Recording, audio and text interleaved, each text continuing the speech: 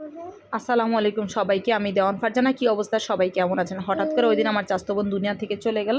তারপর বোনের উদ্দেশ্যে বাড়িতে যাওয়া, সন্ধ্যায় 8টার সময় বাড়িতে গেছি, আবার তারপর দিন বিকাল 4টায় চলে আসছি। এটা হচ্ছে আমার গ্রামের বাড়ি। আসলে আমি তো গ্রামে বড় হয়েছি, যতই হোক আমি তো গ্রামের মেয়ে, আমি তো সব কাজ পারি। এখন ঢাকা আসছি দেখে বলবো ভাই আমি জীবনে কোনো দিন গ্রামে জানি, গ্রামের কাজ কেমন কি এগুলো জানি না। আসলে এগুলো আমি পারি না করতে, আসলে এইরকম ডং সং আমি কখনো করতে পারি না। তো যেটা বাস্তব সেটাই আসলে। আর এই ড্রেসটা হচ্ছে আমার মেজাপুর পরছিলাম, কারণ আমি কোনো একটা ড্রেসও নিয়ে যেতে পারিনি, কারণ অফিস থেকে সরাসরি চলে গেছিলাম।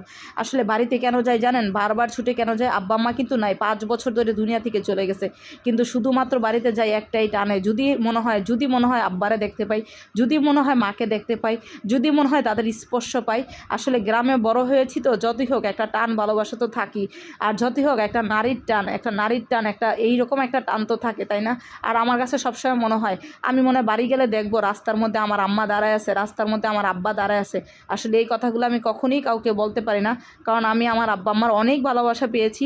হয়তো আমাদের অনেক বেশি অর্থ সম্পদ ছিল না, কিন্তু ভালোবাসা কোনো অংশ বাবা মার কম পাই নেই। আমাদের অনেক টাকা পয়সা নাই, কিন্তু আমাদের অনেক বড় একটা মন আছে। আমার বাবা মা কোনো মানুষ মেহমান আমাদের বাড়িতে গেলে তার জন্য জীবনটা দিয়ে ফেলতো। আমরা এরকম প্রত্যেকটা ভাই বোনই এরকমই হয়েছি, মানুষের জন্য কোনো অংশ কম করি না। হয়তো নিজেদের কিছুই নেই, কিন্তু মানুষের জন্য জীবনটা দিয়ে দিই। তো আমার ছোটো কাকি দেখেন না কি সুন্দর মুরগির বাচ্চা ফুটাইছে। চাচির এই মুরগির বাচ্চাগুলো একটু ভিডিও করতেছিলাম। গ্রামের বাড়িতে এই টাইপের জিনিসগুলো অনেক সুন্দর, তাই না? আসলে গ্রামের বাড়িতে ওই যে বললাম মায়ের টানে বারবার যাই। আর আমার মেয়ে জপু হচ্ছে গরু মাংস রান্না করতেছিল, তারপরে ওই গরু মাংসটা আমি কী করছি, আর একটু ভিডিও করছি। আমার কইতেছে ওই হারামজাদি আমার সামনেতে যা কি ভিডিও করতেছস। আমি বলছি দাঁড়া তো ওরে আজকে ভিডিও করে ভাইরাল করে দিব। আসলে সাথে সাথে আমার সবসময় একটা সম্পর্ক, তুই সম্পর্ক, এরকম একটা সম্পর্ক। আর আমাদের গ্রামের বাড়িতে পানিটা আসলে যে মোটরে ছোটো চাচি মোটর ছাড়ছে, আমি পানিটা এভাবে ধরতেছি। আর ওই যে খিচুড়ি হাঁড়িটা দেখলেন না তখন, এই খিচুড়িটা কিন্তু আমি রান্না করছি, অন্য সবগুলা রান্না মেজপুই করছে। বাড়িতে গেলেও সব কিছু করেই খাইতে হয়, যতই হোক চাচি থাকে হেল্প করে, ছোটো আমার একটা চাস্তো বোন আছে, আপা আছে, সবাই হেল্প করছে টুকটাক। তারপরে নিজেদেরই করতে হয়। এই যে মেজাপু ভাত রান্না করে ভাত এইভাবে মার গালতাছে। আসলে কি বলবো, বললাম না ওই যে যতই হোক মায়ের টান তো একটা থাকি মনে হয়। তারপরে যে কবরের কাছে একটু গেছিলাম, একটু মুনাজাত করছিলাম, ভাল লাগছিল। আর যা যা রান্না করছে এখন এক একটা করে আপনাদের সাথে শেয়ার করতেছি, মানে দেখাচ্ছি। ওই যে রুই মাছ, এটা হচ্ছে পাতাকপি ভাজা, এটা হচ্ছে ডাল। আসলে গ্রামের বাড়িতে আর যাই হোক কাজ করতে যাই যেমন লাগে, বিশেষ করে কালির পাতিল টাতিল দইরা টানাটানি করে, এগুলো খুব একটু কষ্ট লাগে। কিন্তু তারপরও গ্রামে যেহেতু বড় হয়েছে সব কিছুই তো করতে হয়, তাই না? বিষয়টা হচ্ছে এরকম।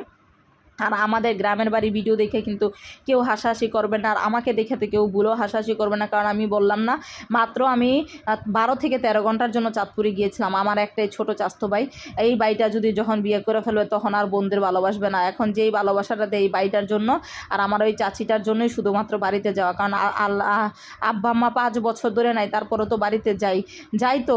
ও শুধুমাত্র এই যে আমার চাস্তো ভাইটা যখনই ডাক দেয় একদম পুরো জীবনটা দিয়া দেয় বোনদের জন্য, এরকম একটা অবস্থা। আর সবগুলো তো বিয়া শাদি করে চাকরি বাকরি করে ঢাকা শহর থাকে। যাই হোক আসলে গ্রামে হঠাৎ করে রাঁধতে গেলে যা হয়, আমার পুরো বেড়া থেরা লাগতেছিল, চোখ পুরা ইয়ে হয়ে যাচ্ছে ধোঁয়ায়।